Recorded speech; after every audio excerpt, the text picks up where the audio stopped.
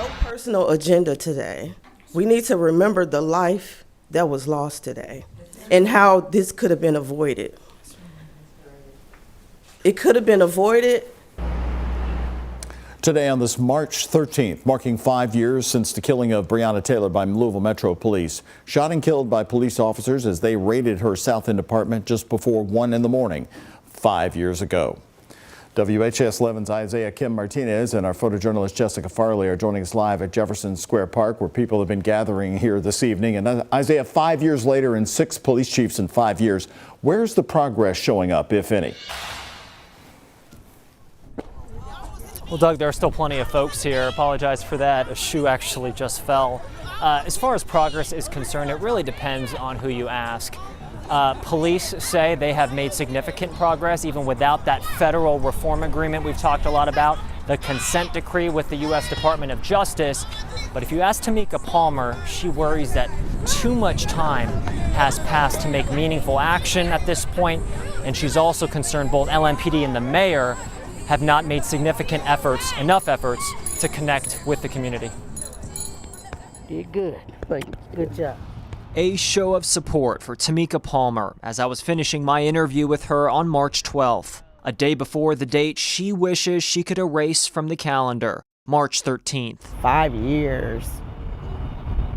Breaks my heart. Now, Breonna Taylor's mother says for the first time she's hearing LMPD acknowledge they fell short. That incident was an absolute tragedy, and LMPD failed. Chief Paul Humphrey a week ago. For that, we are very sorry that our failures contributed to their pain. It's the first time I've heard anybody say that they've screwed up.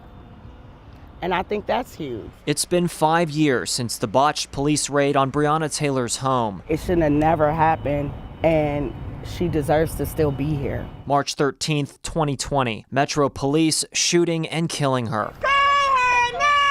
Breonna Taylor! This memorial for Breonna set up at Jefferson Square Park, her face resting above flowers and a sign reading, "Legends Never Die." Supporters inside City Hall. When we fight, we win! Breonna's aunt, Bianca Austin. No personal agenda today. We need to remember the life that was lost today and how this could have been avoided. An activist turned councilwoman Tamika Parrish Wright, one of thousands who flooded the streets in protest for months, starting in the summer of 2020, demanding police accountability and oversight. Where we stand on that today differs depending on who you ask. As far as what the city needs to do and how to reconnect with the people that's in the city, I would have thought we should be at a better point 5 years later. The key police officers in that raid, John Mattingly, who's retired and wrote a book describing that night when he was shot in the leg. Miles Cosgrove, who fired the shot that killed Breonna Taylor, was fired from LMPD and is now a sheriff's deputy in Carroll County. And Brett Hankison is facing a max of life in prison after a federal jury found him guilty of using excessive force that night. His sentencing is in April. If you look at the functioning, the makeup, the culture of this department, we are not the same place as we were 5 years ago, and I would expect that 5 years from now, we will continue to grow and improve. And it is my hope that the federal judge approves the consent decree that I have signed. Mayor Craig Greenberg this week speaking about the federal reform agreement he and the U.S. Department of Justice both signed in December, the consent decree. But Donald Trump's now in the White House. His DOJ doesn't want consent decrees. This agreement's fate lies in the hands of a Trump-appointed federal judge who's been skeptical of whether it's the best path for police reform. If the federal judge does not sign the consent decree, I will make sure